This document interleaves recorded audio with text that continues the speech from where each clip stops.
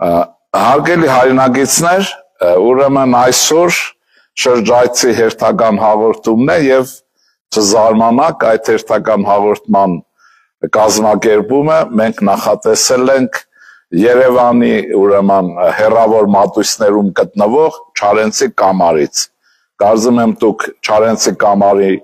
լսել եք, այստեղ մեր հանճարեղ բանաստեղծ ասում են եկել է երկար ժամանակ կանգնել, դիտել է ուրեմն Արարատյան դաշտը, մի խոսքով Հայաստանի ես գեղատեսիլ վայրից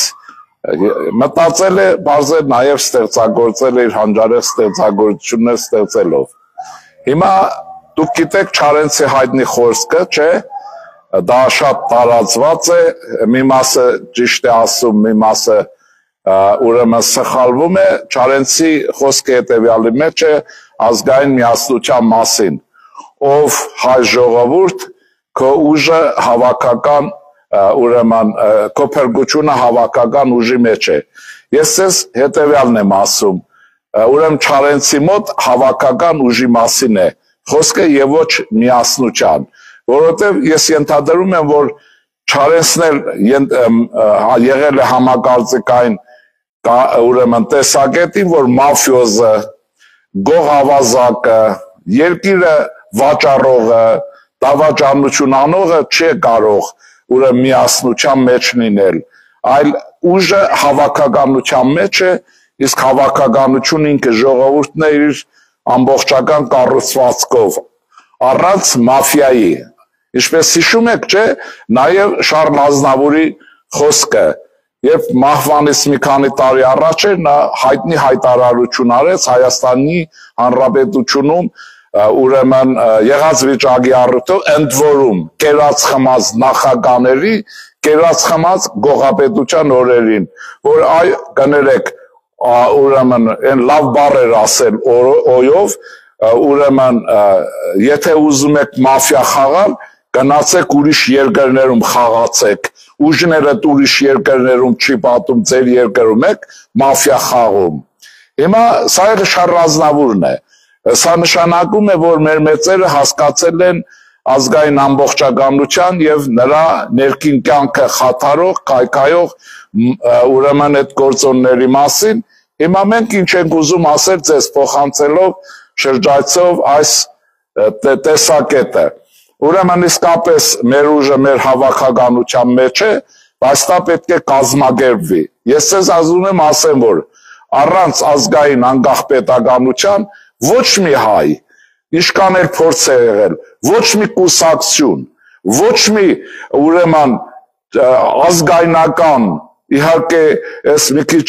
զավեշտի ձևով, որտեղ ազգայնականությունը ուտում է, երկիրը կրճատվում, ազգայնականությունը մեզ ուտում է, երկիրն աղքատանում, տարածքներ հանձնում եւ այլն։ Ուրեմն այս բոլորը զավեշտի ժանրից որպեսզի չլինեն, մենք բոլորս պետք է հասկանանք եւ ընդունենք, որն է դա մեր ազգային հավաքականություն ուժը կկարողանա համախմբվել, եթե մենք պահում ենք մեր ազգային անկախ պետականությունը։ Իհարկե դա մենք պահել ենք Հայաստանն այսօր առավել քան հատկապես կողապետության շրջանի նախագահների իշխանության ժամանակի համար, իհարկե ազատ է անկախ արտաքին քաղաքականություն առավել քան, բայց դա բավարար չի մեզ համար, ինչու՞։ Որտեղ Հայաստանի ինքնիշխանություն իր տարածքում պիտի մեծանա, հայության ինքնիշխան ուրեմն համախմբվածություն Հայաստանի պետության շուրջ պետք է անընդհատ որակ ձեռք բերի եւ այդ իմաստով մեզ վտանգ չունենք, այդ իմաստով չունենք, բայց դուք տեսեք ինչ է կատարվում երկրում։ Վերջին շրջանում մի ամիս է մոտավորապես 20 օրվա ընթացքում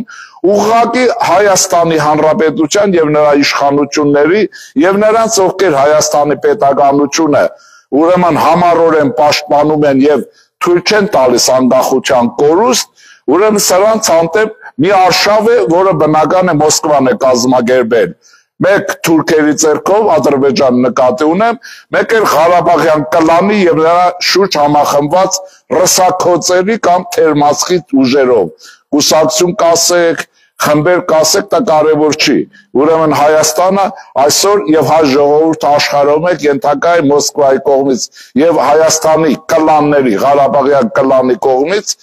ուրեմն ծավալվող հոգեբանական պատերազմի գործողության մեջ է մի ժողովուրդ, որը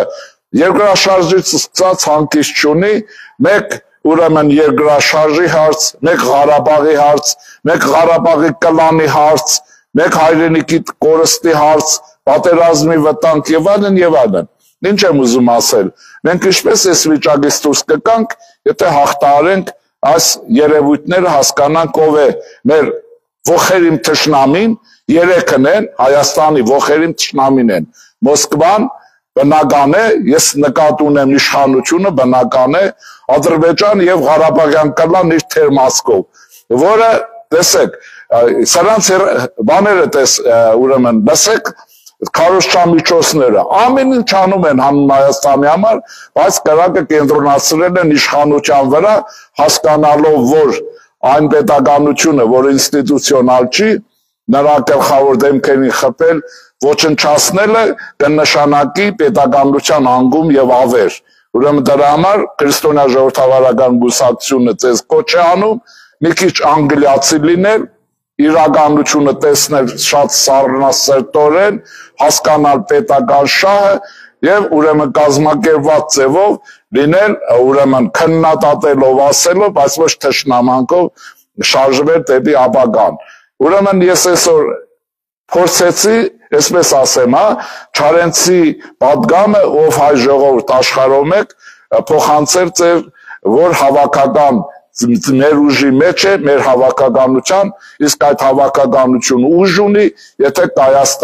Հայաստանի անկախ հանրապետությունը, որը ինքնիշխան է եւ զարգացող պետականություն է։ Ասկանով երևի վերջացնեմ, մեր հաջորդ հանդիպումը տեղի կունենա,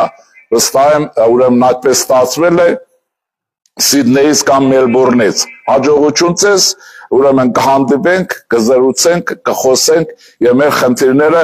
կբարձաբանենք, բայց բոլորի համար եմ ասում, մենք մեր անկախ պետականությունը պահելի ենք։ Ով ինչ ուզում է ասի, ով ուզում է ոչնչանա, Հայաստանն ազատ անկախ է լինելու եւ ինքնիշխանություն անդադ բարձրանալու է։ Ով չի ուզում, ուրեմն կարող է կամ սիկտիվ գնալ, կամ էլ նախոտ կա, մարդիկ լավ են սովորեն տեղերը, կարող են չքվել Հայաստանից ընդմեջ։ Ստեսություն ձեզ, նոր հանդիպում, նոր շրջայցերով։